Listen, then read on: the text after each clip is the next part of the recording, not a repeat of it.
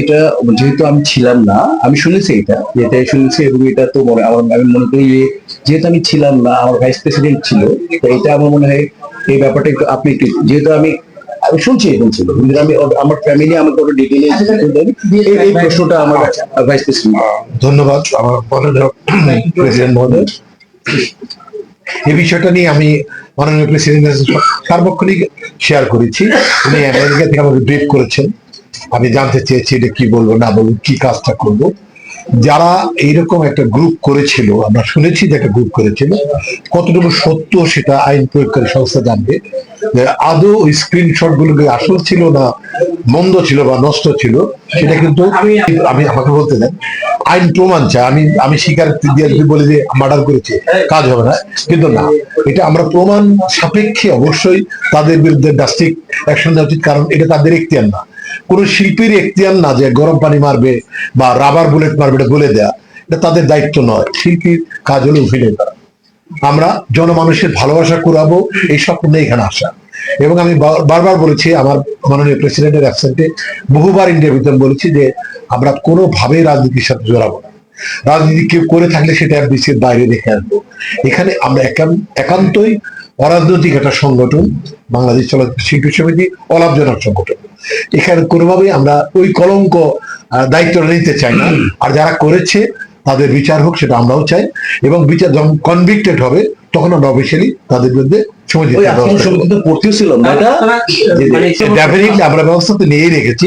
এখন আমরা দেখতে প্রুভ করতে, আমরা একটা টিম করেছি যে তাই না, এই ব্যাপারে আবার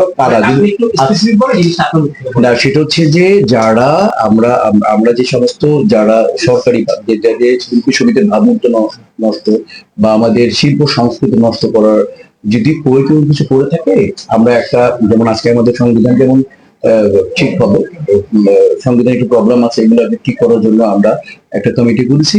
আর আমরা বলেছি তাহলে দেখেন যে এর মধ্যে কারা কারা কোন কমপ্লেইন করে বা কমপ্লেইন করে কিনা, সেটাও আমরা চোখে রাখবো না। মনে হয় যে সেটাও আমরা দেখবো, যদি কেউ যদি এরকম কোনো কিছু করেই থাকে যেটা দেশের জন্য ঠিক না বা যেটা রাষ্ট্রের জন্য ক্ষতিকর, শিল্পের জন্য ক্ষতিকর, তার সেই ব্যবস্থা আমরা নিই। সংসদ যারা শিল্পী সমিতি, আমাদের সংবিধানটা আছে না, অনেক কিছু আমাদের এমনিতে ওইটা হচ্ছে এটার সাথে না, শিল্পী সমিতির অনেক কিছু আছে না, যে হয়তো ওই সময় ঠিক ছিল, এখন ঠিক না। আমরা দেখলাম যে এগুলো অনেকগুলো ক্লজকে আমরা ঠিক করবো। আমাদের সোশ্যাল ওয়েলফেয়ারটা আমরা একটা টিম করে হোয়াটসঅ্যাপ ছিল না, ঢোকাতে হবে আধুনিক শিল্পী সমিতি যে অনুচ্ছেদটা আছে না, যে বিধানটা আছে না, ওর কয়েকটা পয়েন্ট নীতিমালা চেঞ্জ হচ্ছে, নীতিমালা কিছু কিছু বিষয় আমরা এই করবো ভালো বিষয় কি ধরনের, এটা তো পরে আগে হোক, আগে এটা কিন্তু এটা দায় কিন্তু তারাও কয়েকজন শিল্পী স্বীকার করেছে যে তারা কনভিক্টেড হলে আমরা কিন্তু সর্বোচ্চ শাস্তি দিই। এটা যে আমাদের সংবিধানে যা আছে একদম সর্বোচ্চ শাস্তি দিয়ে দেবো। সর্বোচ্চ শাস্তি বিধান মানে আমাদের সর্বোচ্চ শাস্তি বিধান হচ্ছে যে মানে তার মেম্বারশিপটা অফ করে দেওয়া, মানে তারা তো আসলে শাস্তি দিতে পারে না, আপনাদের সংগঠন মানে আমাদের মেম্বার, এটা তো একটা, এটা তো সর্বোচ্চ জানেন সোশ্যাল ওয়েলফেয়ারের একটা, আমাদের সোশ্যাল ওয়েলফেয়ারের আন্ডারে আমরা একটা সংস্থা, এটা অলাভজনক প্রতিষ্ঠান এবং তুলনামূলকভাবে আপনারা জানেন আমাদের সংবিধানে আজকে অরাজনৈতিক সংগঠন। তো সেই জায়গায় ওই যে আমি বললাম না, কারকে করলে তো আমরা করতে পারি না, কিন্তু সে যদি রাজনীতির বাইরে কোনো ফিল্ম বানাচ্ছে, ফিল্ম করতেছে, অনেক অভিনেতা অভিনেত্রী আছে, টেকনিশিয়ান আছে, এটার সাথে আমি আছি, এটা হলো মূল।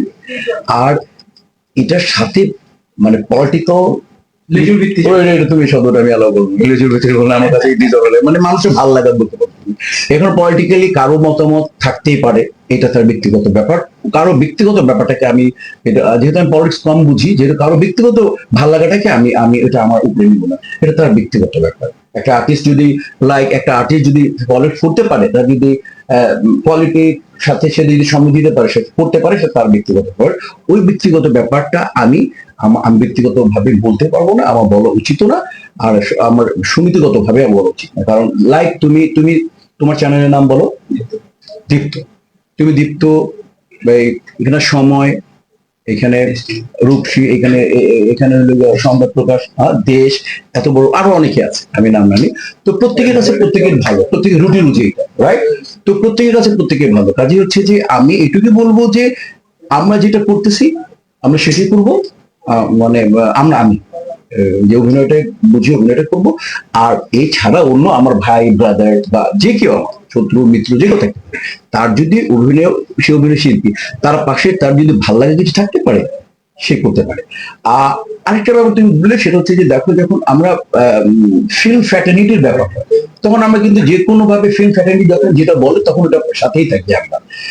এর সাথে থাকতেই হবে। মনে করো যে এখন চলতেছে যে অন্তর্বর্তীকালীন গভর্নমেন্ট, এখন যদি এনারা আমাদেরকে ডাকে বা এনাদের সান্নিধ্যর জন্য আমরা যারা পজিশনে আছি, যারা লিডিং আছে, তাদের সান্নিধ্যটা আমি আশা করব, তাদের আমি আশা, তাদের আমার শিল্পী সঙ্গীতের জন্য তাদের অনুগ্রহ আমি আশাই করতে পারি। এটা খুব স্বাভাবিক না? এবং কাজে আমার মতো অন্য সমিতিরাও করতে পারে যারা লিডার, খুবই স্বাভাবিক, ফ্র্যাটার্নিটির জন্য করতে পারে। আর ব্যক্তিগত কে কি করলো না করলো সেটা ব্যাপারটা আমি বলতে হবে। এবং যদি ব্যক্তিগত ব্যাপারে যেটা সে অন্যায় করে, তাহলে তো অন্যায় তোমরা চোখের সামনে দেখলে। আর আমি কি করতে গিয়ে যদি, আমি আগে বলছি, শিল্প এবং শিল্পী সমিতি এবং যদি চলচ্চিত্র ক্ষতি করে, তাহলে তার যে আমাদের সংবিধান আছে সে অনুযায়ী ব্যবস্থা হবে ইনশাআল্লাহ। হ্যাঁ, আমরা আমরা আমরা এক মিনিট কি করেছি, তারপরে যে যে জায়গা থেকে আমরা চেষ্টা করেছি। কোনো সময় এরকম একটা আমার ব্যক্তিগত আমি তো খুবই খারাপ ছিলাম অবস্থা, তারপরে আমি সবাই বাচ্চাদের পক্ষে আমরাও বলেছি, স্বাভাবিক কারণে। কারণ সন্তান যখন বড় হয়, সন্তান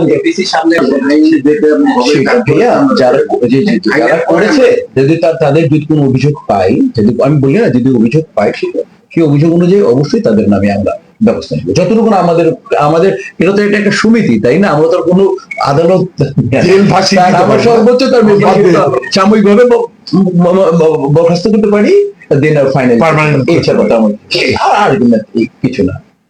এই আর কি। 6 তারিখে আলী ছবি ডাবিং করবো, বিপ্লব চৌধুরী ডাবিং 6 তারিখে। তারপরে আমি 7 তারিখে করব কবি ছবি ডাবিং। এরপরে বরবাদ ছবি আউটডোরে চলে যাব, 2 দেশে শুটিং, নতুন ছেলে মেডিয়ার হৃদয় ছবি, বরবাদ ছবি শুটিং করব। এখান থেকে এসে করব আমি যা যাব তাজুল কামরুলের ছবি করব। এরপরে বদিউল খোকনের একটা গান বাকি আছে, আগুন ছবি, ওইটা গান করব। এই আর আর আর আর নতুন ছেলে দুটার গল্প শুনছি, খুবই ভালো লাগছে। এটাই বসে আছে, ওদের ওদের কাছ থেকে আমি শুনবো। ওরা আমার 2টা ক্যারেক্টার নিয়েছে, যেটা আমার ভালো লাগে সেটা করবো ইনশাআল্লাহ। আর আমার জন্য দোয়া। আর আমি একটা কথা বলি, আপনারা সবাই আমাদের থেকে, আপনারা সাংবাদিকরা সবাই জানেন যে আমাদের থেকে আপনারা তথ্যগতভাবে অনেক অ্যাডভান্সড এবং আপনারা অনেক সচেতন। আর আপনাদেরকে বলা হয় বিবেক। শিল্পীরা, মানে আমি তো আগে বলছি যে গত 5 বছরে কমার্শিয়াল ছবির অবস্থা আপনারা জানেন। তো শিল্পীরা বিভিন্ন সময় বিভিন্ন জায়গায় আমাদের অনেক জায়গায় যেতেই পারে, যারা নিরপেক্ষ শিল্পী, যারা কোনো পলিটিক্স না করে। তো শিল্পীদের দিকে আপনারা, কলাকুশলীর দিকে আপনারা সবাই দৃষ্টি রাখবেন, অনুগ্রহের দৃষ্টিতে তাকাবেন। আর একটা গল্প দিয়ে শেষ করবো, সেটা হচ্ছে যে একটা বাচ্চা তার বাবার হাত ধরে একটা জাস্ট জাহাজ বলি বা কিস্তি বলি বা লঞ্চ বলি, ওটার মধ্যে উঠলো। ওয়েদার ভালো ছিল না, তখন নদী পার হচ্ছে, মাঝখানে দেওয়ার পর ওয়েদার খুব খারাপ হয়ে যায়, মারাত্মক ভাবে আকাশ মেঘলা হয়ে যায়, ঝড় বাদল আরম্ভ হয় এবং উথাল, তখন ওই জাহাজের মধ্যে উথাল, তখন বাচ্চাটা তার বাবার হাতটা ধরে যখন সামনে যায়, আরো অবস্থা খারাপ, একেবারে মানে বিজলি এখানে চমকাচ্ছে, জাহাজ উপর নিচে করতেছে, মানে যে কোনো সময় যে কোনো ঘটনা ঘটতে পারে। তখন বাচ্চাটা